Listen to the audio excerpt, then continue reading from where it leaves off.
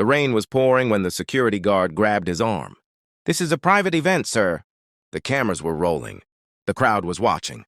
And the old black man standing at the bottom of those tall, marble stairs looked like he didn't belong there. No one had any idea that within the next 10 minutes, the most powerful people inside that building would be standing in complete silence. And the name they were about to hear would change everything. It was modern-day Atlanta. Evening had fallen. City lights shimmered across rain-soaked streets.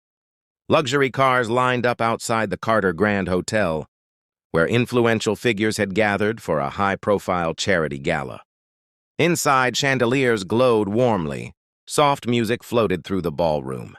Expensive suits, shining shoes, glittering jewelry, and outside, standing in the rain, was a man most people ignored. His name was Elijah Brooks. His coat was worn at the edges. The soles of his shoes were cracked. Raindrops clung to his graying beard. Under his arm, he held a simple envelope as if it carried his last hope. He didn't look powerful. He didn't look wealthy. But he stood with quiet dignity. Guests glanced at him on their way inside. Their expressions followed a familiar pattern: suspicion, discomfort, silent judgment. The security guard spoke firmly. "This place isn't for you." Elijah did not argue. He simply looked at the building. In the glass walls, his reflection appeared small, as if he were staring not only at himself, but at his past. Because this land once held his dream. Inside the ballroom, a banner read, "Building Tomorrow Urban Renewal Initiative." The irony was painful, because under the name of Urban Renewal, the very neighborhood Elijah had built decades ago had disappeared. A community of affordable housing, homes where struggling families once lived with dignity. Suddenly, a luxury car stopped at the entrance.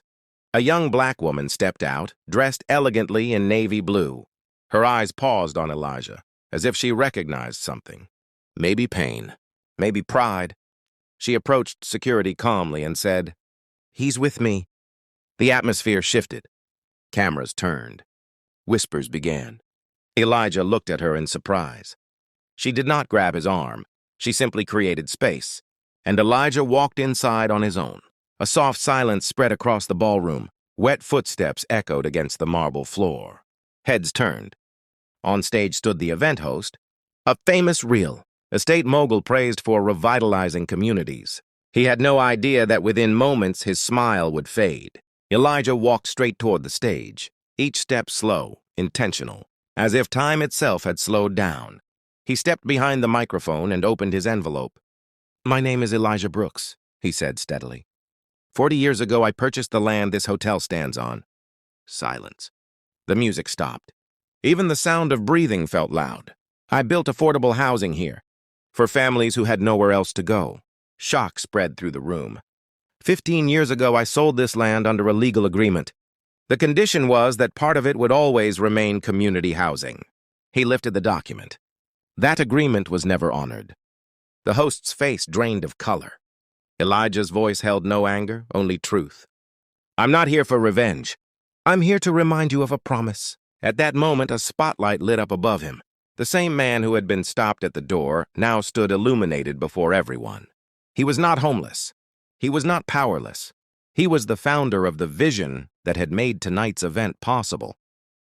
Reporters rushed forward. Cameras flashed. Murmurs turned into chaos. Elijah spoke one final line.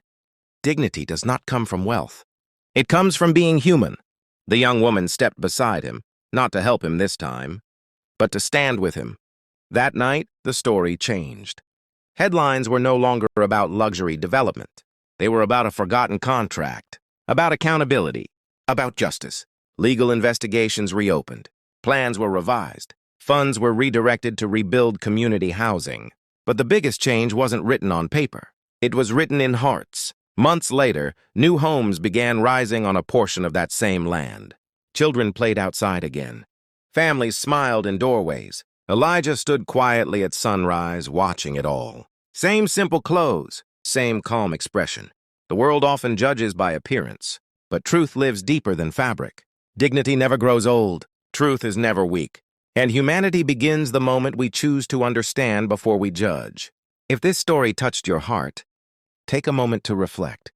How many times have we judged someone by what we saw on the outside? Share your thoughts in the comments. Tell us where you have seen dignity rise above prejudice. And if you believe stories like this matter, stay with us.